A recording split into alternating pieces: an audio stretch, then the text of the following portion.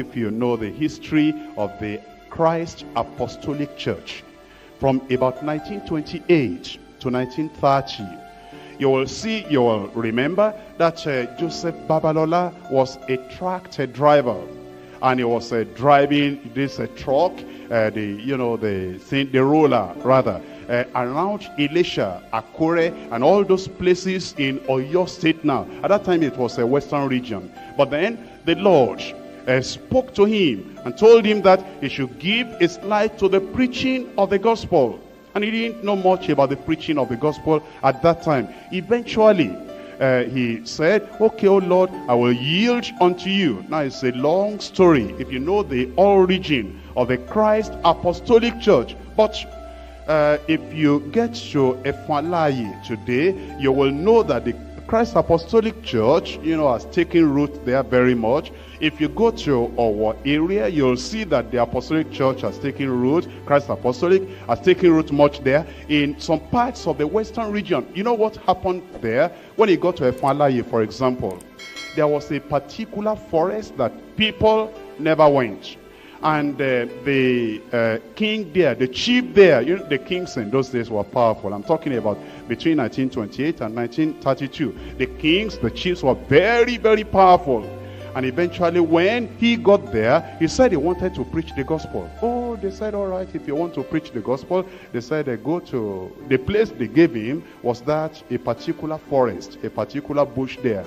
And there was a snake there in that forest. That if anybody went to that forest, they knew the person will not come back alive. And the people, when they gave him that place, that well, if you want to preach, that's a forest for you. And people want him, don't go there because there's a snake there. He said, no, there is nothing. And then he got his people. The revival had broken out at Elisha, before that time. And because of the things that had happened, he had trained some people.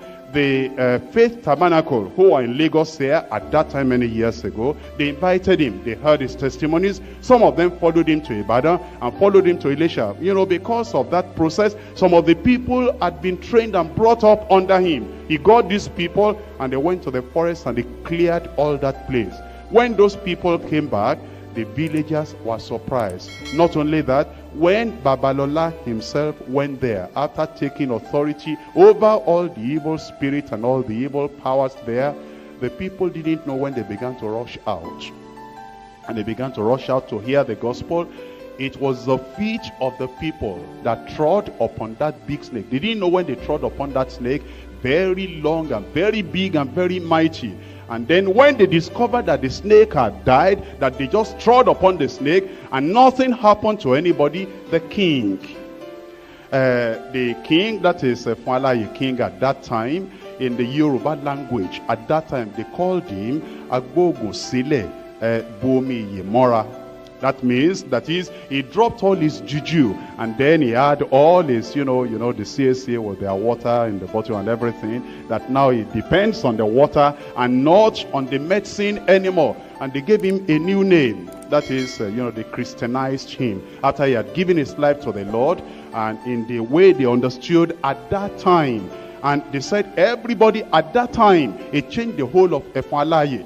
If you lost anything on the farm, people will pick it up and bring it to the king and said, we found this on the farm. No smoking, no drinking, no idolatry, and all that. Although as present now, that city had gone back into what they were doing before. But at that time, it was a great thing. How did it happen?